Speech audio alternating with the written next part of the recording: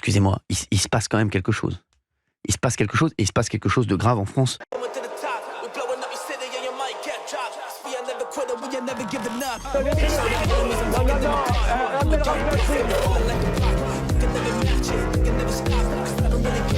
Vous fumez, monsieur?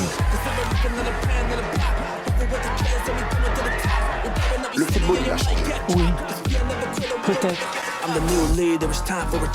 Ouais, c'est Laurent Delamousse, bienvenue aujourd'hui pour une nouvelle vidéo et j'espère que tout le monde va bien. Aujourd'hui, messieurs, dames, on va parler de Marine Le Pen, on va parler de Aquababe, on va parler de l'avocat de Gérard Depardieu et de bien d'autres sujets encore. Avant de partir pour cette nouvelle vidéo, c'est le moment de soutenir la chaîne et moi-même en mettant votre plus gros pouce bleu, votre meilleur commentaire.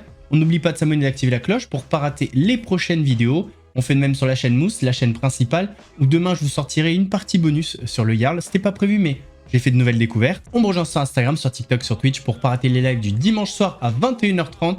On va chercher à boire, manger, on se met à l'aise. Et moi, je m'occupe du reste. On va commencer par parler d'un Australien qui a utilisé ChatGPT, mais à mauvais escient, et ça lui a causé quelques problèmes. On vous le dit depuis un moment, ne confiez pas tout à ChatGPT. Faut faire attention avec les informations données. À cause d'une erreur de ChatGPT, cet Australien reste bloqué à l'aéroport. L'auteur Mark Pollard a manqué une conférence au Chili parce que ChatGPT lui a indiqué, à tort, qu'il n'avait pas besoin de visa pour entrer dans le pays. Sur les réseaux sociaux, de nombreuses personnes se sont moquées de lui, récoltant parfois des millions de vues sur leur post. The online reaction has been weird, and I'm like, why are you angry about my mistake? People are like, did you stage this? I'm like, who the hell sits down at an airport at 8 a.m. and goes, wow, this is going to get 10 million views? Alors on a essayé de voir ce que nous disait ChatGPT si on demandait la même chose que Mark Pollard. Et en effet, l'IA nous a donné de mauvaises informations en expliquant que l'on n'a pas besoin de visa en tant qu'Australien pour un court séjour. I could have Googled it and I would have found out. But search engine results pages are so terrible right now. And they've got sponsored posts. It's so unattractive. ChatGPT is easier. I know that it's not that great at the search stuff, but I didn't think about it too much because often the Google search engine results pages are not very good right now. They're a mess. Et oui, chaque année, l'intelligence artificielle est de plus en plus utilisée, et ça dans plein de contextes. Selon le baromètre du numérique de 2025, 33% des Français ont utilisé l'IA l'année dernière, un pourcentage qui monte même à 77% chez les 18-24 ans. I would use it for planning, but yeah, maybe the mission critical stuff I wouldn't use ChatGPT for. ChatGPT, c'est top, mais à utiliser avec parcimonie, ou alors faut recouper les informations pour être sûr. Qu'est-ce qu'on a eu d'autre? Ah oui, lors d'un live, on a eu un grand moment, encore une fois, made in Sébastien Delogu. Y a pas à dire, le mec est vraiment pas malin. Moi, je ne regarde pas Netflix parce que j'ai l'IPTV, donc du coup, l'IPTV, c'est illégal. Et donc, du coup, ça m'intéresse pas de payer des gens là, qui vont s'en foutre plein les poches. Toi, tu veux des... Moi, ce qui m'intéresse, tu veux c'est des la super gratuité. Attaques, toi. Là, par exemple, typiquement, tu vas avoir une coupure de ce moment. Oui, c'est fort voilà, possible. tu vois, fort possible. tu donnes le bâton pour te faire battre. Je suis désolé. Mais bon, moi, je suis honnête, je suis comme ça, je suis entier, ça m'intéresse pas de faire semblant. On rappelle que l'utilisation de l'IPTV est passible d'une amende de 375 000 € et une peine de prison de 5 ans. Là où il est vraiment débile, c'est que l'utilisation de l'IPTV fragilise des écosystèmes comme le sport, le cinéma, etc., etc. Et le fait d'être fier comme ça, pour un élu, je sais pas quoi dire. Franchement, le mec, il est étonnant dans la bêtise. Parlons un petit peu de la triste affaire du petit Émile.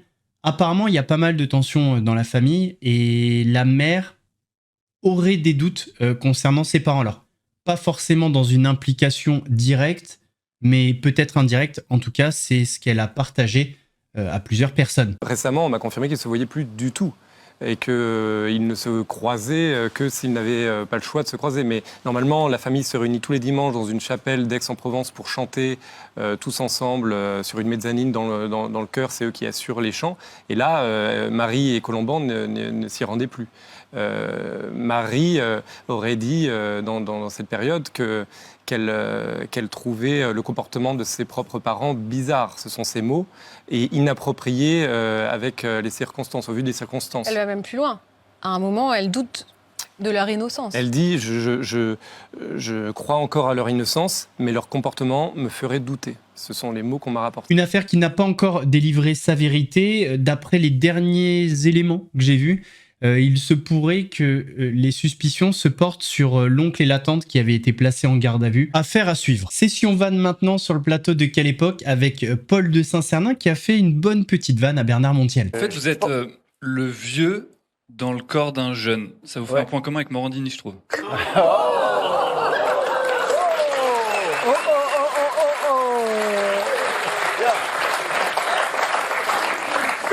Il valide pas, Montiel, hein, je te le dis. Ah non, c'est choquant. Il a rien dit. Il est under choc. Eh bien moi j'ai adoré. C'est l'humour que j'aime. On va parler maintenant d'Aquababe, donc le blogueur lanceur d'alerte a lâché une véritable bombe là. Enfin en ce moment il est en train de s'en prendre à une candidate de télé-réalité qui s'appelle Marois. Il allait très loin. Oubliez le respect de la vie privée, tout ce que vous voulez. Il est en roue libre. En exclu, je te l'annonce à la baiser avec Ahmed. Je m'en bats les couilles, je l'assume. Je le dis cash, moi.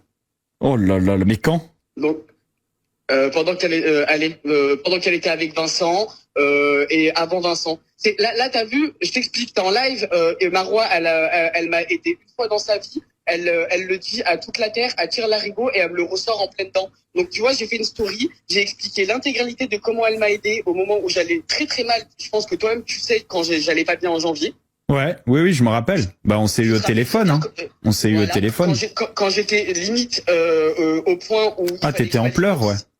Ouais, fallait que je m'alimente ou sinon... Oui, quand t'es parti à Amsterdam et tout ça, je me rappelle. Merci. Quand le médecin me disait Anis, faut manger, sinon tu vas mourir. Ouais, bref, la meuf, elle me l'a ressorti, elle m'a dit, et moi, quand je t'aide, elle a osé me ressortir. La seule fois où elle m'a aidé dans sa vie, elle m'a dit, et moi, quand je t'ai aidé, c'est une dinguerie. Donc moi, j'ai fait quand même pare-feu sur pas mal de choses, pour qu'au final, ce genre d'amitié de télé te les ressorte dans les dents. Moi, je peux plus. C'est-à-dire que tu vois, je te l'annonce officiellement dans ton live là, Aquababe is back. Lui, tu cites son nom dans une vidéo alors que c'est pas le sujet de la vidéo. Il t'envoie son avocat sur Instagram. Alors par contre, lui se permet tout, hein. Non-respect de la vie privée. Il balance des conversations privées sur Twitter. Lui, il fait tout en totale impunité. Ça peut pas durer. On va reparler de Jean-Marc Morandini parce que j'ai appris un truc assez ouf, en vrai. Jean-Marc Morandini ne tourne pas ses émissions dans les locaux de CNews ou de Canal+, pour une raison qui paraît au final assez évidente, mais j'avais pas du tout pensé à ça. Il y a des gens qui ne comprennent pas pourquoi Vincent Bolloré défend coûte que coûte Jean-Marc Morandini sur ces affaires-là. C'est-à-dire qu'on peut comprendre idéologiquement qu'on garde des gens comme Hanouna, etc., et faire fi de leur violence. Là, il y a quelque chose quand même, je veux dire, le discours de l'extrême droite sur le laxisme judiciaire, sur la violence sur les mineurs, etc., va à l'encontre de tout ce qu'incarne Jean-Marc Morandini dans cette affaire. Et enfin, sur les conséquences très concrètes, il faut imaginer ce que ça donne. Jean-Marc Morandini, aujourd'hui, il est toujours à l'extérieur des locaux de Canal+ et de CNews, c'est-à-dire qu'il ne va pas faire ses émissions dans ces locaux-là. Et il y a une raison très concrète aussi qui explique cela, c'est que il est, tu l'as dit, la justice a demandé qu'il soit fiché comme délinquant sexuel, et il a l'interdiction de côtoyer des mineurs dans l'exercice de sa profession. Donc ça veut dire que par exemple, il a l'interdiction de rencontrer les stagiaires qui chaque année sont dans les locaux de CNews. Et donc il y a quand même quelque chose d'assez lunaire d'une personne animateur qui parle tous les jours du laxisme judiciaire. L'autre fois, je regardais son émission sur les conditions de luxe des personnes incarcérées en prison, et lui, condamné, fait tranquillement ses émissions, mais à l'extérieur, parce qu'il ne peut pas côtoyer de mineurs. Oui. Bon, après, entre vous et moi, les pédos, leur place, c'est où? En prison. On est d'accord. Depuis le début du procès de Gérard Depardieu, il y a une personne qui s'illustre par son comportement. C'est pas Gérard Depardieu, c'est son avocat. Son avocat qui fait beaucoup parler depuis le début du procès pour son agressivité envers ses consoeurs. Et c'est ce qu'un journaliste a tenté un petit peu de lui mettre sous le nez, ce qui a donné lieu à une joute verbale assez intéressante. D'ailleurs, je trouve que le journaliste n'a pas été mauvais. Ça vous intéresse ce qu'elle a dit? Bah bien sûr. Elle dit que vous agressez l'autre côté de la barre. Je sais entendre. Qu'est-ce que vous lui répondez? Je vais répondre à tout le monde. Pourquoi vous aurez l'exclusivité? Pourquoi pas, puisque je suis là avec vous? Parce que je veux pas. C'est par confraternité vis-à-vis de vos collègues. Ah, vous êtes confraternel? Bah, bien évidemment. Parce que votre confraternité, elle n'est pas évidente dans la salle d'audience. Vous êtes avocat? Non. Alors, pourquoi vous jugez de la confraternité? Vous n'êtes pas avocat. Regardez, je vais me mettre à côté de vous pour vous filmer. Filmez-nous tous les deux. Voilà, un journaliste et un avocat. Donc, faites votre métier, je fais le mien. Assez sympa. Viril mais correct. On va parler maintenant de Marine Le Pen. Fut un temps, Marine Le Pen disait ça. Quand allons-nous tirer les leçons et effectivement mettre en place l'interdiction de l'inéligibilité à vie pour tous ceux qui ont été condamnés pour des faits commis grâce ou à l'occasion de leur mandat. Moi, j'ai entendu le président de la République dire « Oui, ce qu'il faudrait, c'est rendre inéligible à vie ceux qui ont été condamnés. » Jusque-là, j'étais parfaitement d'accord, c'était dans mon projet présidentiel. Pour corruption et fraude fiscale. Ah bon? Et pourquoi pas le reste? Mais alors pourquoi pas pour favoritisme? Pourquoi pas pour détournement de fonds publics? Pourquoi pas pour emploi fictif?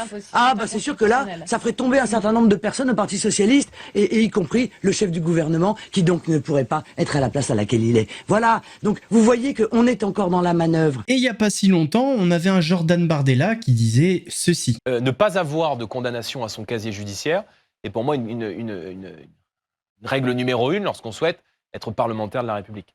Deuxième point qui a pêché dans cette campagne Jordan Bardella. Attendez. Maxime. Si Marine Le Pen est condamnée?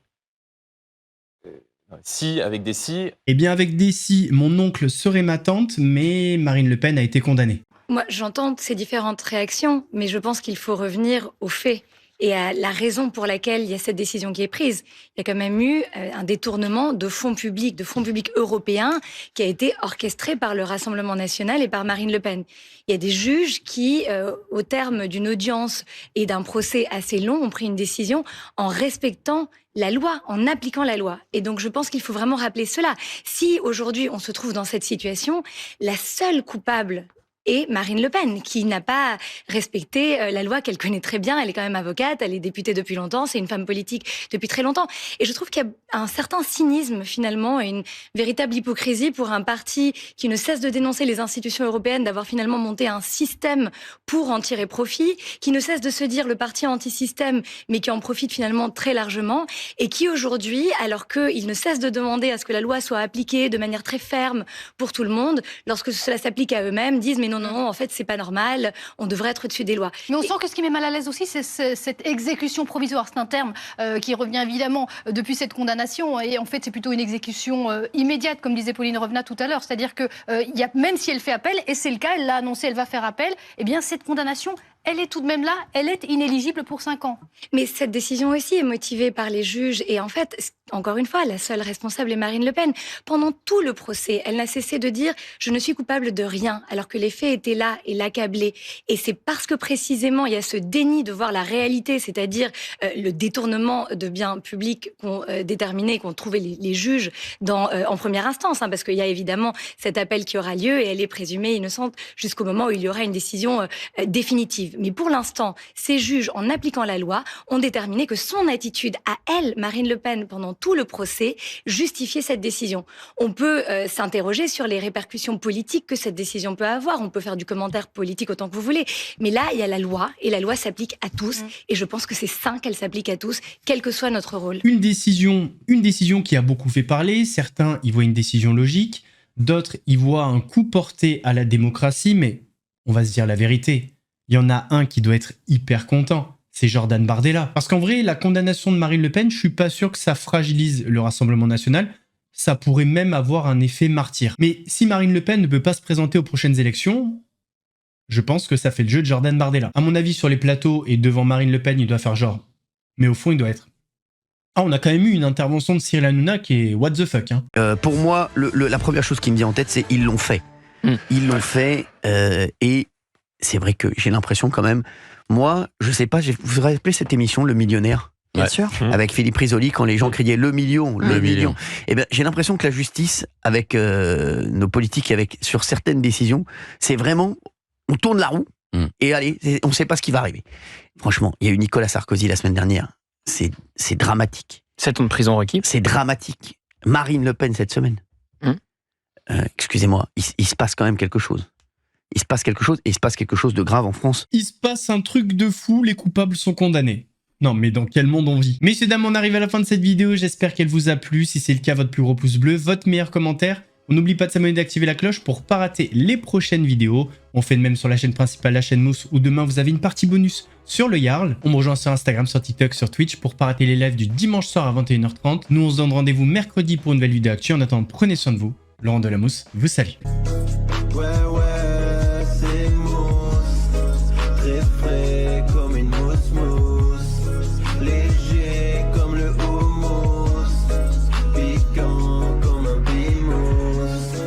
Un gros lion te